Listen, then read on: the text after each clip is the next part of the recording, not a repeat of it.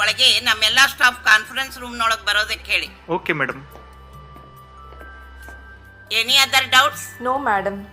You can leave now. Okay, Thank you, madam. ನಮಸ್ತೆ madam. ನಮಸ್ತೆ. How are you madam? I am fine. Take your seat. ಹೇಳಿ, ಏನಾಗಬೇಕಾಗಿತ್ತು? 10th class B section Deepak Kumar ಇದಾನಲ್ಲ, ಅವನು grandfather madam. ನಾನು okay. ಅದೇ madam, ನನ್ನ ಮೊಮ್ಮಗನ ಫೀಸ್ ಕಟ್ಟಿಲ್ಲ ಅಂತ ಹೇಳಿ ಅವನನ್ನ ಕ್ಲಾಸಲ್ಲಿ ಸೇರಿಸಿಲ್ವಂತೆ. ಅದಕ್ಕೆ ನಾನು ನಿಮ್ಮನ್ನ ಭೇಟಿಯಾಗಿ ಮಾತಾಡ್ಸೋಣ ಅಂತ ಬಂದೆ. Wait, let me check.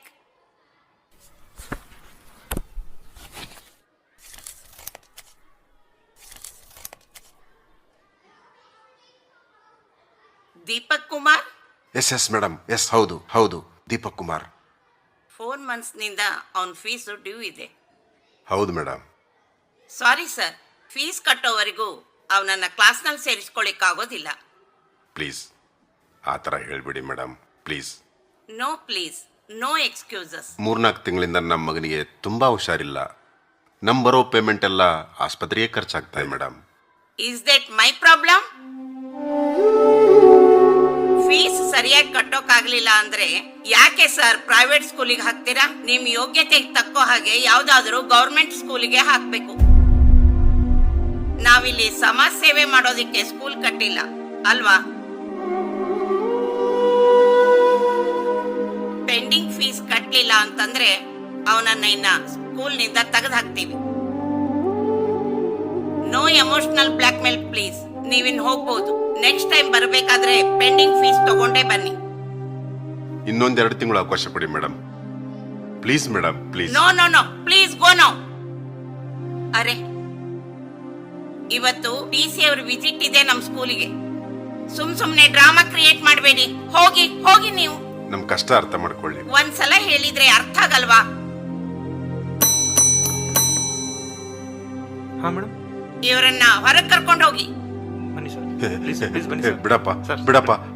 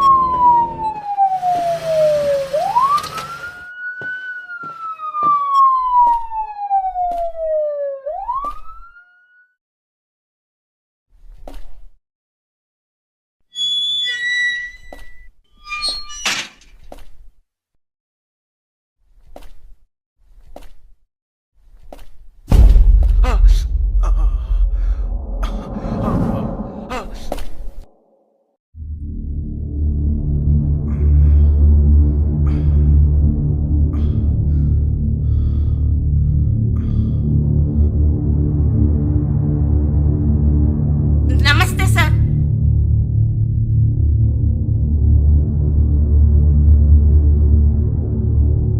Excuse me. ಹಾ,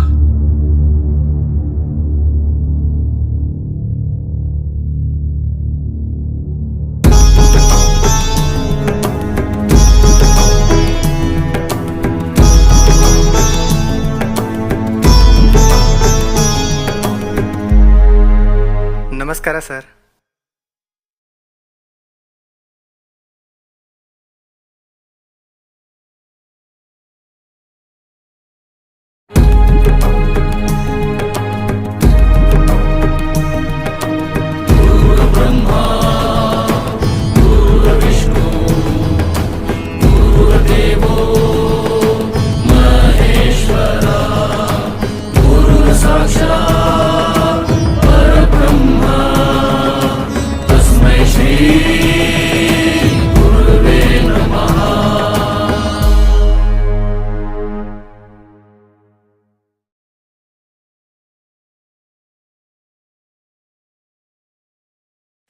ಈ ಡಿಸಿ ಅವ್ರು ಯಾಕೆ ಆ ಮುದುಕನ ಕಾಲಿಗೆ ನಮಸ್ಕಾರ ಮಾಡ್ತಾ ಇದ್ದಾರೆ?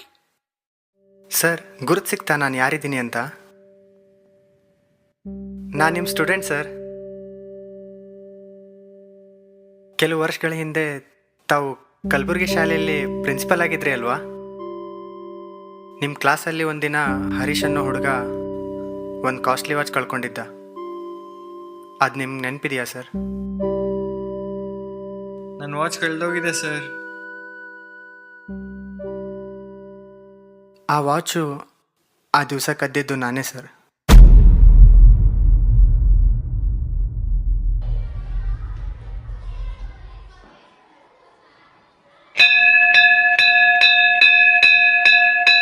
ನಮ್ಮ ಡ್ಯಾಡಿ ಹೊಸ ವಾಚ್ ತಂದಿದ್ದಾರೆ. ಎಷ್ಟು ಚೆನ್ನಾಗಿದೆ ಗೊತ್ತಾ? ಮತ್ತೆ ತೋರ್ಸಲ್ವಲ್ಲೋ? ಬಾ ತೋರಿಸ್ತೀನಿ ಬಾ. ಏನಾಯ್ತು? ಅಯ್ಯೋ ನನ್ನ ವಾಚೇ ಕಾಣ್ತಿಲ್ಲಲ್ಲೋ. ಯಾರೋ ತಗೊಂಡಿದಾರೋ ವಾಚು? ಯಾರಾದರೂ ವಾಚ್ ತಗೊಂಡಿದ್ದೀರಾ? ನನ್ನ ವಾಚ್ ಕಳೆದೋಗಿದೆ ಸರ್. ಎಲ್ಲಿ? ಇಂಟರ್ವಲ್ಗೆ ಹೋಗೋ ಮುಂಚೆ ಬ್ಯಾಗ್ನಲ್ಲಿ ಇಟ್ಟಿದ್ದೆ ಸರ್. ಆದರೆ ವಾಪಸ್ ಬಂದು ನೋಡುವಷ್ಟರಲ್ಲಿ ಬ್ಯಾಗ್ನಲ್ಲಿ ಇಲ್ಲ ಸರ್. ನಿನ್ಗೆ ಯಾರ ಮೇಲಾದರೂ ಅನುಮಾನ ಇಲ್ಲ ಇಲ್ಲ? ಸರ್. ಕಳೆದಿದ್ದು ಗೊತ್ತಾದರೆ ಮನೇಲಿ ತುಂಬ ಬೈತಾರೆ ಸರ್. ನಮ್ಮ ತಂದೆ ವಾಚ್ ದುಬೈನಿಂದ ತಂದಿದ್ದು sir. Please help me sir, please help me. ಸರಿ ನಡಿ, ನಾನು ಬರ್ತೀನಿ.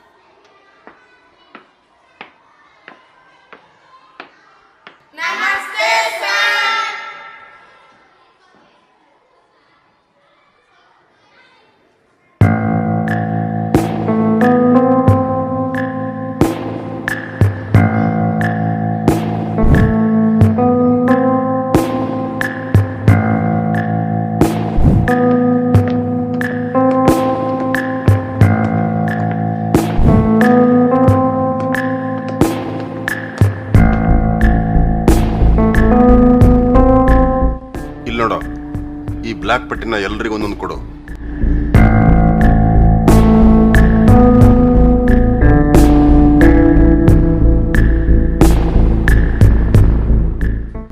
ನೀನು ಹೋಗಿ ಆಫೀಸ್ನಲ್ಲಿ ಕೂತ್ಕೋ. Okay sir. ನೀವೆಲ್ಲರೂ ಬಂದು ಲೈನಲ್ಲಿ ನಿಂತ್ಕೊಳ್ಳಿ, ಒಂದು ಸಾಲಲ್ಲಿ ನಿಂತ್ಕೊಳ್ಳಿ.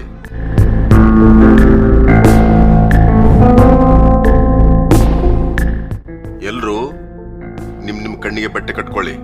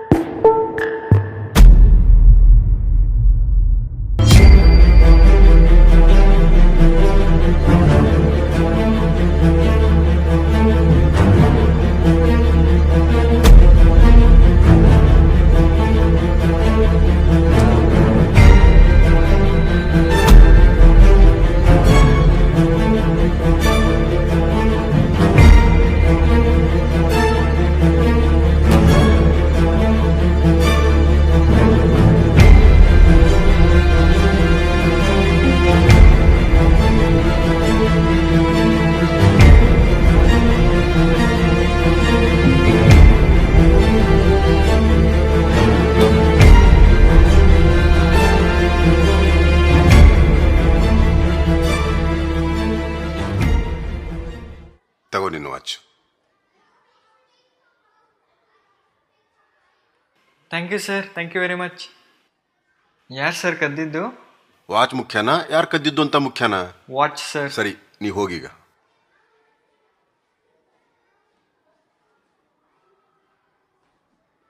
ವಾಚ್ ಯಾರೋ ಕದ್ದಿದ್ದು? ಗೊತ್ತಿಲ್ಲ ಕಣೋ ಸರ್, ಯಾರ ಹೆಸರು ಹೇಳಿಲ್ಲ.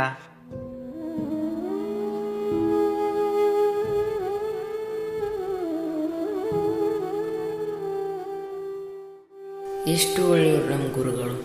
ತಮ್ಮ ಸ್ಟೂಡೆಂಟ್ ಮರ್ಯಾದೆ ಹಾಳು ಮಾಡಬಾರ್ದು ಅಂತ ವಾಚ್ ಕದ್ದಿದ್ದು ನಾನೇ ಅಂತ ಯಾರಿಗೂ ಹೇಳಿಲ್ಲ.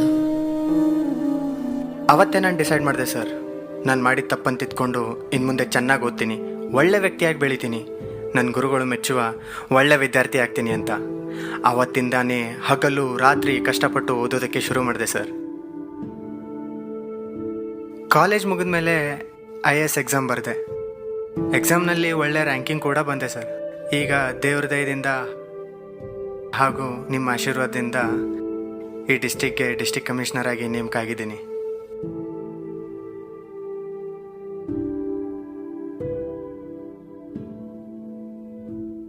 ಆ ವಾಚ್ ಕದ್ದಿದ್ದು ನೀನೇ ಅಂತ ನನಗೆ ಇಲ್ಲಿವರೆಗೂ ಗೊತ್ತೇ ಇರಲಿಲ್ಲ.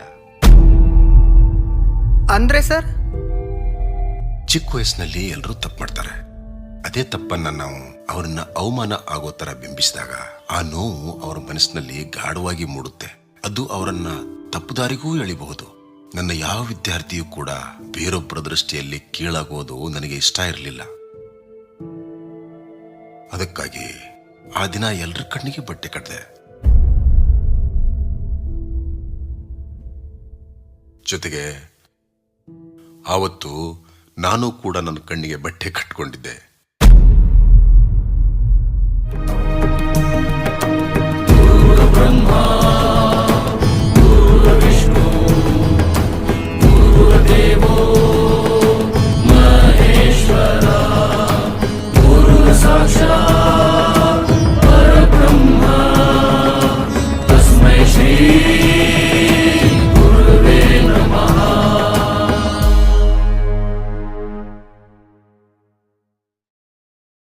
ವಾಚ್ ಸಿಕ್ಕ ಮೇಲೆ ಚೆಕ್ ಮಾಡೋದನ್ನ ಅರ್ಧಕ್ಕೆ ನಿಲ್ಲಿಸಿದ್ರೆ ಹಿಂದೆ ಮುಂದೆ ಇರೋರಿಗೆ ವಾಚ್ ಕದ್ದಿದ್ದು ಯಾರು ಅಂತ ಗೊತ್ತಾಗುತ್ತೆ ಅಂತ ಅವತ್ತು ಎಲ್ಲರನ್ನೂ ಚೆಕ್ ಮಾಡಿದೆ.